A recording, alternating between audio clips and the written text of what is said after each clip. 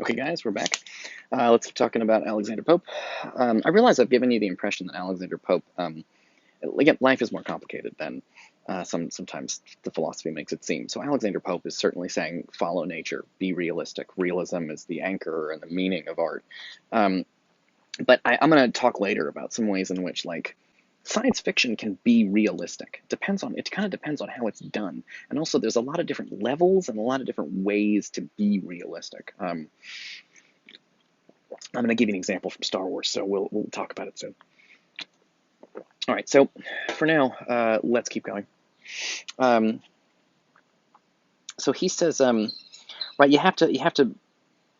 He says, but in such lays as neither ebb nor flow, correctly cold and regularly low, that shunning faults one quiet tenor keep. We cannot blame indeed, but we may sleep. So he says we might be bored.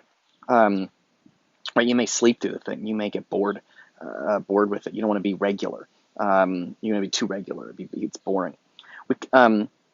In wit as nature, right? Again, this is these two things that we talk about: intelligence, and we talk about this with this wit. He says in wit and nature, right? You remember those two terms, those exact terms from Sidney, where he talked about nature versus wit. I think nature is the world made by God, but also things you're born with, and wit is intelligence. It's kind of acquired later. And the first sentence of I keep saying Spencer. The first sentence of Sidney is talking about, is it fair to compare works of nature, things God made, with works of wit, things man made? And he thinks, yes, it is. He says they're similar. It's a microcosm is the fancy word, which is that God makes the earth, and he makes you, and then you make a thing. All right, cool. So let's and you're like a little mini God of your little mini world. Okay. So he says, in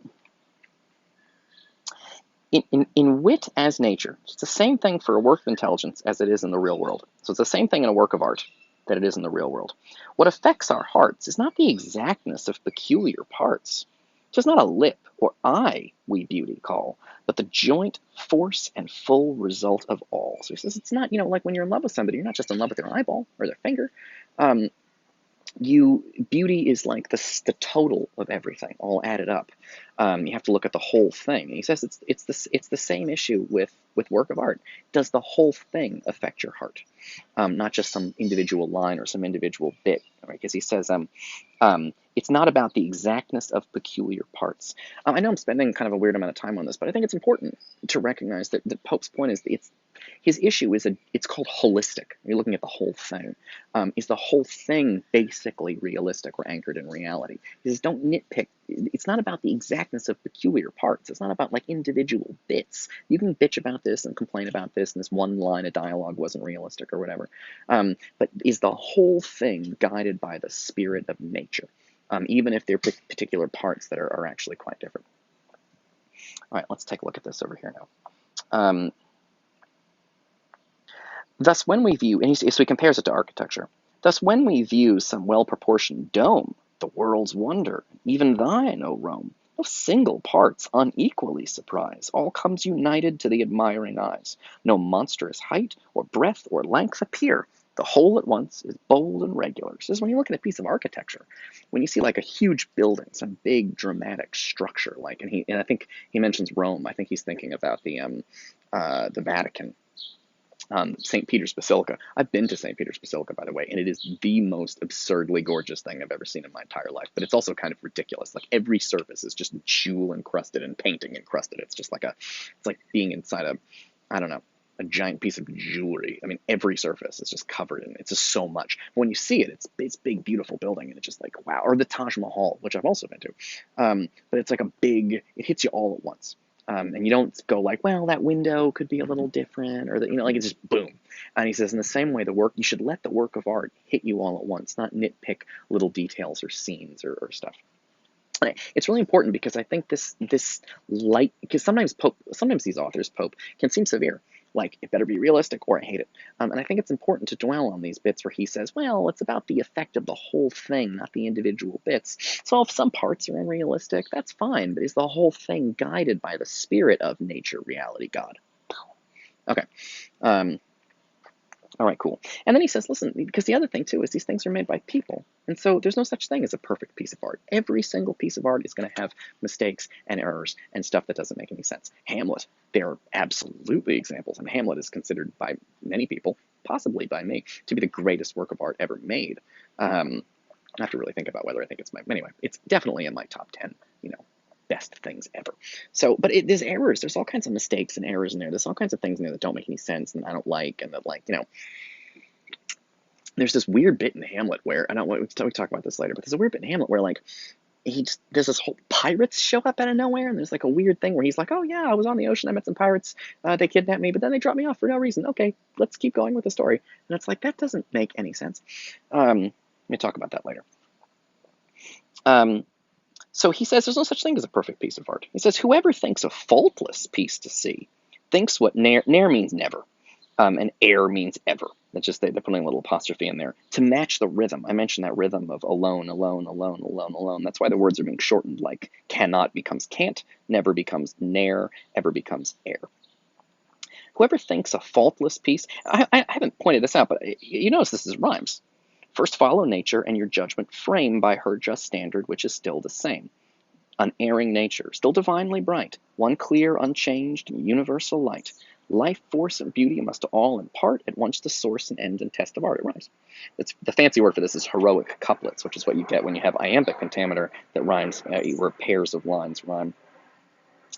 So whoever thinks a faultless piece to see thinks what ne'er was, nor is, nor e'er shall be. Right? If you want to see a perfect piece of art, you're looking for something that has never existed, it never will exist. In every work, regard the writer's end. Right? Meaning, what was the author trying to do? In every work, regard the writer's end, since none can compass more than they intend. So he says, listen, you got to think about what the writer was trying to do, because nobody can do more than they were trying to do. We will meet with some philosophers who are going to disagree with that and suggest that it doesn't matter what the author intended, and that will be in our next unit. But that is actually a very important school of thought that we will be talking about a lot. So brace yourself for that. But for Pope, right now, Pope says, figure out what the author intended. And this ties back into my point about your papers. Which is that you don't just want to, it's fine to treat Hamlet like a real guy and then use psychology powers to diagnose him with manic depressive disorder or whatever, but also think about what Shakespeare was trying to do for his audience in writing. Why did he write it this way and not a different way? Why did he even want to tell the story about a manic depressive guy? What was he trying to do for the audience? What was he trying to do for himself? Like, what was you have to imagine what he was trying to do, and that's what Pope wants you to do. He says you have to imagine the writer's end. And he says, and if the means be just, the conduct true, applause, in spite of trivial faults, is due. So even if there are small errors, you should still applaud the thing if overall it's good. As men of breeding, meaning like good genetics, which is, we don't talk like that anymore, it's gross. But he says, as men of breeding, sometimes men of wit, to avoid great errors, must the less commit. Right? So he says to avoid a big error, sometimes you have to do a small error. And so errors are okay. He says, neglect the rules each verbal critic lays, for not to know such trifles is a praise. He says critics, meaning people that talk about art, often have rules. You got to do it this way or this way or this way or this way. And he says, just ignore those people. He says it's actually better not to know all those rules. Just make your art the way you want to make it. Now, this is tricky because I'm sure you've noticed Pope here clearly has some rules for you. But they're general big rules, like make sure your work is anchored to reality. It'll give it strength, it'll give it vigor, it'll give it truth. But he says, like, don't overdo trying, because in his era, they had a lot of people in his era, including Pope a little bit. He's guilty of this too. They were very strict about what art should look like, and they had some really weird rules for plays that Shakespeare violated all the time, and it made them insane. But they had a lot of very severe rules. We have rules too, like movies shouldn't be longer than, movies should be about 2 hours. We don't want a 4-hour movie, and you don't want a 45-minute movie. So those are some of our rules, but they had severe rules back then, one of which was a play should have things happen.